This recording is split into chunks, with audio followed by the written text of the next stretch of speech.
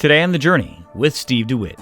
We have to bring God into the program and into my life and into my thinking and into my consideration and into my day, even the details of it. It is to embrace, you never know what God might bring. You never know what God might want. But whatever it is, that's what I want. And I gladly surrender to it.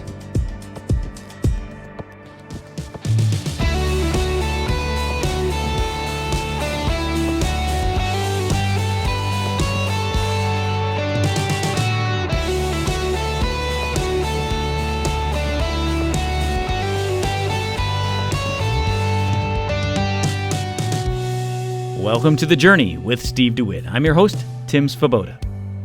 We make our plans, fill up our calendars, and chart out the years ahead as if tomorrow is fully ours to command. But today on The Journey, Pastor Steve DeWitt opens James chapter 4 with a sobering reminder. Not one of us truly knows what a single day will bring. It's the first part of a message titled, You'd Never Know, and you can listen online at thejourney.fm.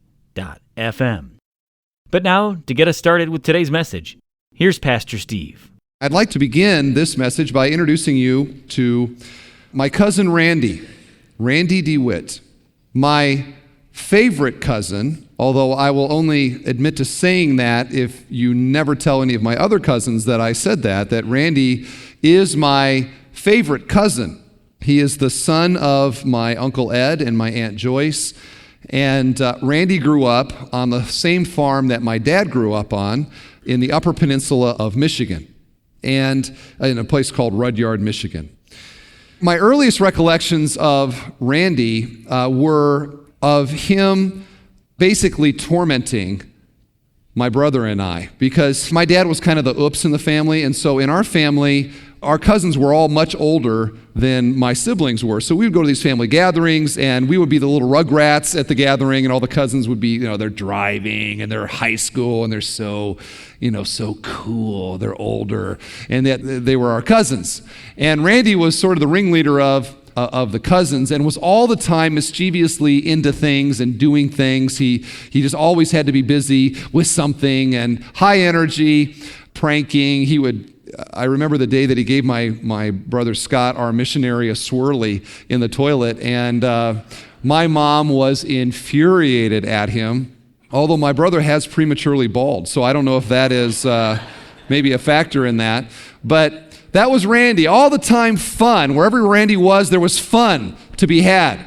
And I remember Randy got into snowmobiles and snowmobile racing, and I remember when my cousin Randy, at the time there was the biggest snowmobile race in the world was a race up in Michigan, and my cousin Randy won the Indy 500 of snowmobile races. It was this big deal. I remember I was still a kid and standing next to the trophy that he won, and the trophy was taller than I was for winning this thing. And so Randy, he was just like so cool, he was snowmobile race world champion, he was fun. And then I remember he got into flying. And this is when things really changed for Randy, because he really found a passion for his life. He got into flying, and he began flying ultralights. And it wasn't very long before he combined the ultralights with the farming, which is what his career was. And he got the great idea that he could turn his ultralight into a crop duster. And so he kind of, welded and attached these tanks to his ultralight. And pretty soon he's out crop dusting with his ultralight. And I remember watching him do that. He'd come in with his ultralight screaming just right above the ground level, and he'd be spraying, and right at the last minute he'd pull back on the stick, and he'd go up over the wires at the end, And I remember standing there just being like, he is so cool, That was my cousin Randy. And he bought his first plane, and then he began to fly people. And he bought another plane, and he began a charter service. And just like Randy, he's very entrepreneurial, very, just go-getter kind of a guy. His business became the largest charter service north of the Mackinac Bridge. And his airport hangar, he had planes of all different kinds, jets, and you just walk in, there's just planes everywhere. He owned all of them. Randy became a very wealthy businessman. Randy also still loved to race, and he gave up on the snowmobiles, but he got into stock car racing. And there in the UP, there wasn't a stock car track within a very reasonable drive, and so true to form, Randy thought, well, I'll just build one here. And so he leased space from the county fairgrounds, and he built and leased the land but owned the track. He built a stock car track and stands and the whole thing, and pretty soon it became one of the biggest attractions in the UP. Thousands of people would go to the Kinross International Speedway, which is kind of funny, the international part of the UP speed track. If you've ever been to the Upper Peninsula of Michigan, there's nothing international in the Upper Peninsula. But they named it, true to form, Kinross International Speedway. And not only did he own the place, but he also raced, and he was very good at racing and was hopeful that he would soon be able to move up to the Winston Cup Series, and he had some connections in that. If you're into racing, you know that's a pretty big deal. And his big dream, of course, like all of the stock car world, was and is to drive on the NASCAR circuit, and that's what he was really gunning for. So that's my cousin Randy. Like you and me, he had dreams. He had plans. He had things in his life that he wanted to do and to accomplish. But in life, we have to learn that you never know. You never know. And here's how James says it in chapter 4, verse 13. He says, "Now listen, you who say, 'Today or tomorrow we will go to this or that city, spend a year there, carry on business, and make money.' Why, you do not even know what will happen tomorrow. What is your life? You are a mist that appears for a little while and then vanishes. Instead, you ought to say, 'If it is the Lord's will, we will do this or that.' As it is, you boast and brag. All such boasting is evil." And so what James does here is he introduces now a new section, and this section goes from chapter 4, verse 13 through chapter 5, verse 6. And this whole section is written to wealthy Christians. You see it in chapter 5, verse 1. "Now listen, you rich people." Now, when you're an apostle, you can talk like that. I think if we were to hear him preach, we probably would think he was a little bit abrasive and a little bit in our face or something like that, but I don't think James really cared. "Now you listen, you rich people. I got something I want to say to you." Now listen, chapter 4, verse 13. "You rich people." So right now, some of you are going, "Oh, well, good. This isn't a message for me. I ain't rich. Nothing here for me to gain." And you're forgetting, as we demonstrated in our Buried Treasure series, that the poorest person in the room today, even a child here, is richer than the vast majority of the world. I think it was if you make $10,000 a year, you're in the top 20% of richest people in the world. And if you were to look at the richest people who have ever lived, think of all those people as well, you're in probably the top 1 or 2% of people that have ever lived at $10,000 a year. We are fabulously wealthy. We live in the richest country that the world has ever seen. We live in the suburb of one of the great cities of the richest country that the world has ever seen. And so don't sit there now and say, "Well, this ain't for me because I'm not a wealthy Christian." I don't know about the Christian part, but I can say this: you are wealthy. You are wealthy. All of us are. So this is a section that is very much for us.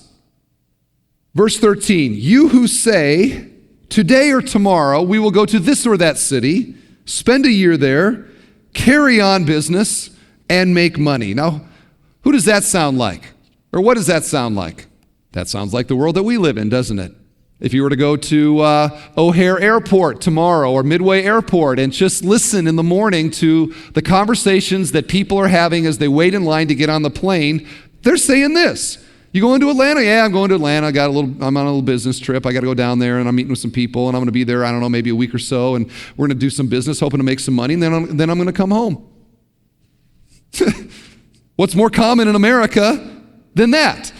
Turn on CNBC, And you'll see all kinds of conversations that are exactly like this. This is the world that we live in. This is America. We live in a free market society. And so many of us, even within our own church, this week are going to go somewhere, an office, a plant, something else. And you're going to work and you're going to do business and you're going to carry on for a period of time. And the reason that you're going there is that you are going there to make a profit so that you can make a living. That's every day in our lives. And it was true in the first century. You know, in one of the things that Rome brought to the known world at the time was that they were road builders. In fact, I think I just saw on the History Channel recently, they were still talking about the roads that the Romans built. And up to that point, there had never been the ability to go to this city and then go over to that city because it was dangerous, that you're walking a path. But now there are roads and you can ride a horse or you can feel safe as you go. So there was this explosion of business and commerce in the first century as people are traveling here and there and doing business. We have in the early church, there were businessmen who were like this. Aquila and Priscilla were business people. Lydia was a traveling business woman. She lived in Thyatira. She was over in Philippi. While she was in Philippi, she happened to hear Paul preach. She heard the gospel, and there is how Lydia became converted. But she was a businesswoman. And so this was very much a part of the day. And James is writing to these kind of people and is saying, listen, you who live this way. And by the way, I need to make it clear, James is not condemning this. Okay, the Bible is very pro-business. It is very pro-profit even. I believe that God built into creation the whole monetary system and the math behind it, and that business is not inherently bad. In fact, it can be good if it is done to the glory of God. And there's a book that I have read by Wayne Grudem called Business to the Glory of God. If you're a businessman, I would highly recommend it. Your business can be a means by which you glorify the Lord. But this isn't a message about business, nor is it a message about making a profit.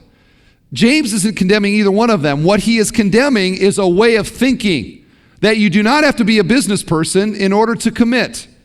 So how would we describe what James is really getting at here? And this is how I would say it.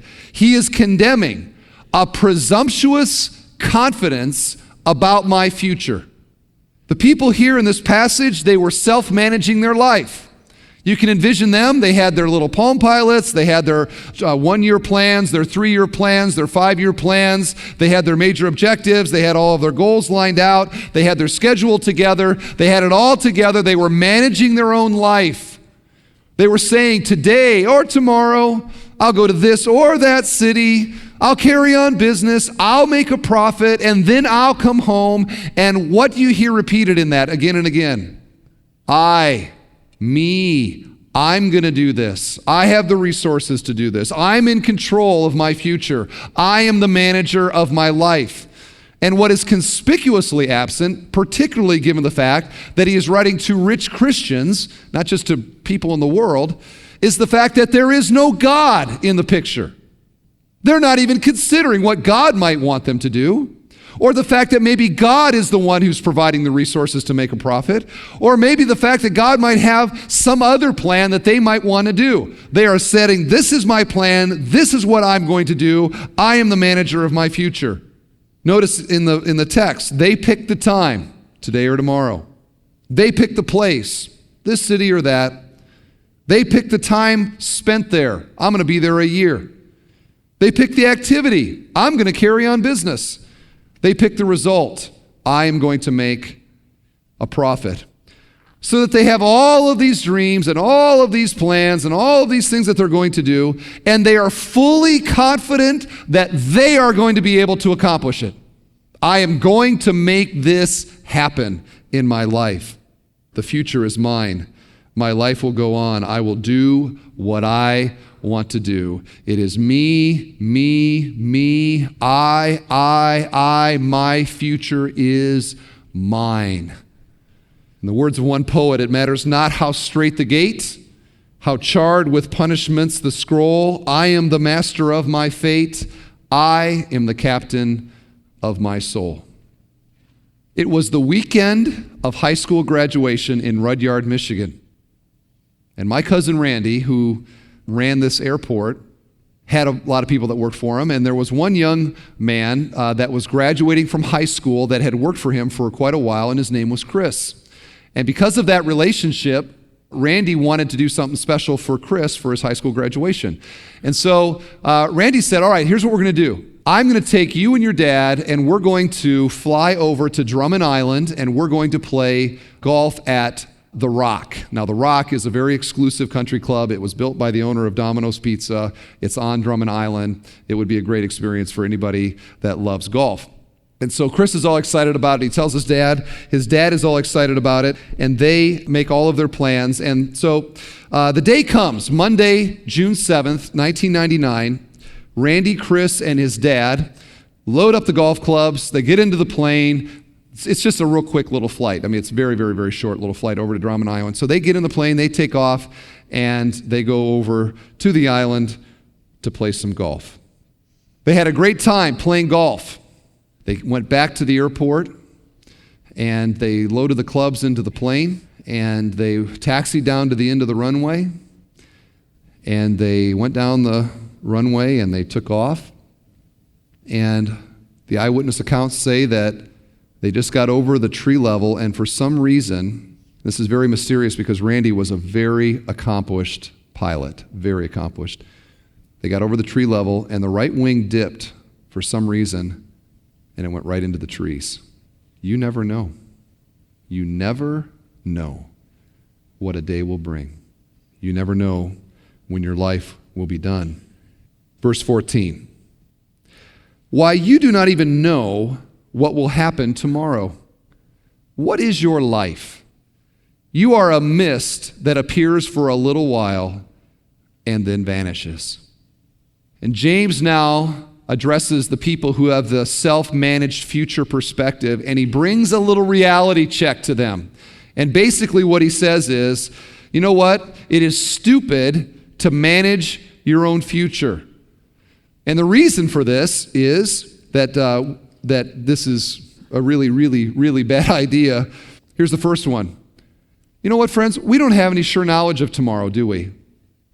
We have no sure knowledge of tomorrow. We think that we do. We think that we know what we're going to do in a year. And we make our plans. You know, it's the summertime.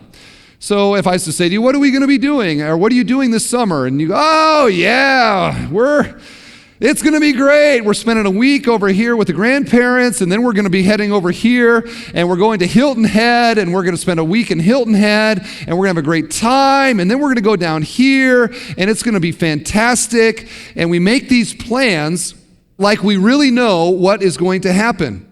But the reality is that we don't, do we?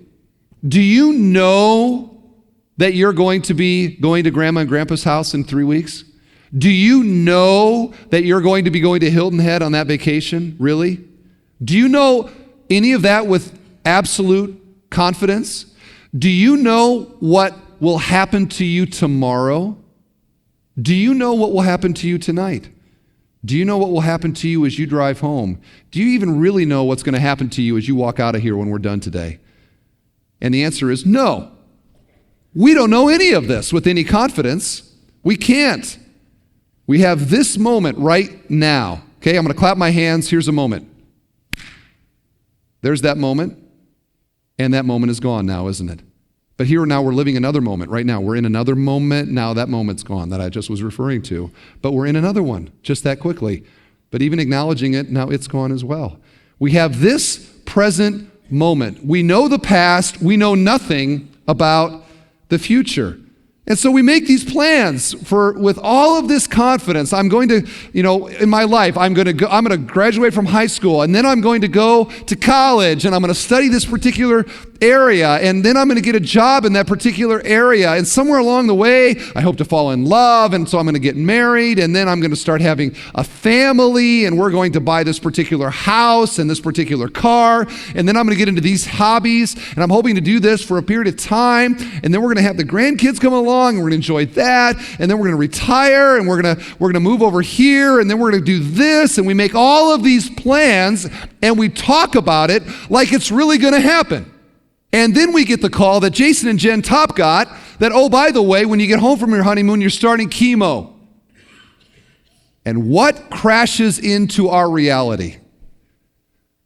You know what? I have no control of anything.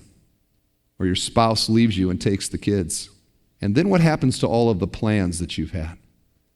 Or your job, your company goes belly up and that pension is gone. And you're greeting at Walmart. And what happened to all of those plans? And what do we really figure out in the midst of all of that? It is what James is wanting us to get today. We know nothing about the future. We can have no confidence whatsoever about what will happen. All of your plans will amount to nothing. Now, let me just say that James is not down on planning per se. Planning is good. In fact, my observation pastorally is that some of us ought to be a little more intentional about our lives and to make plans and to have certain things that we're wanting to do. So it's fine. Make plans to go to Hilton Head. Just bring the pastor with you. That would be great. All right? Do that. Planning is not the problem. We have examples of good planners in the Bible. David and Solomon and Nehemiah and some others you probably could come up with that were very intentional about their lives and what they were going to do, and they made plans. That's fine. There is nothing wrong with planning. This is what James is getting at. Planning without God is presumption. Planning without God is presumption. When I am looking at my future and I'm saying this is my future and this is what I am going to do, and there is no consciousness in the heart of the Christian that A, I don't know what's going to happen, and secondly, I want what God wants in my life. And so my plans may be different than what I'm thinking, or what happens may be different than what I'm thinking, but because I know that God is sovereignly in control, I am going to be okay with it when my life takes a direction that I did not anticipate, even desire. That's what James is getting at. And of course, as we look at life with God, we recognize that it's different with God.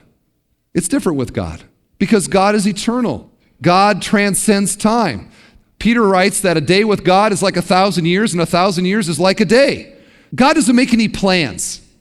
God doesn't plan anything. God only has certainties. We make plans, but we have no certainties. We are exactly the opposite of God. So we can carry our little calendars around. Some of you got your little smartphones right now you're all proud of. Pull that thing out. Oh yeah, this is what I'm doing on Tuesday. Look. We have our computers and our Outlook calendars, and we got them all filled out, and everything's all organized. Some of you, particularly mothers, you know, you're all proud of your calendar, your master calendar that's hanging by the magnet on the refrigerator that is, you know, everything is there. You have it all filled out. Everything's highly organized. That's fine. However, is God sovereign over that future? And are you okay with it not going the way that you think? Because your plans will amount to nothing. Neither will mine. We don't know anything. You're listening to The Journey with Pastor Steve DeWitt, and the first part of a message titled, You Never Know. You can hear it again, or any message from our James series, at thejourney.fm. Every day on The Journey, our goal is to take listeners into the depths of Scripture and make its truths easy to understand and live out. But many folks don't realize that The Journey is a listener-supported ministry, and gifts from friends like you keep this teaching going out each day. We invite you to give today and help carry the impact of this ministry even further. Call 844-7-JOURNEY or give online at thejourney.fm. As our thanks, we'll send you Humility by Andrew Murray. 12 brief meditations on the quiet, Christ-like grace Murray calls the very beauty of Jesus. It's a small book with a deep reach that many have found both humbling and freeing. Request your copy when you give. Call 844-7-JOURNEY. That's 844-756-8763. Or visit thejourney.fm. Well, I'm Tim Svoboda. Join us tomorrow as Pastor Steve continues his message from the book of James titled, You Never Know. That's Thursday on The Journey with Steve DeWitt. The Bible teaching of Steve DeWitt is brought to you by The Journey.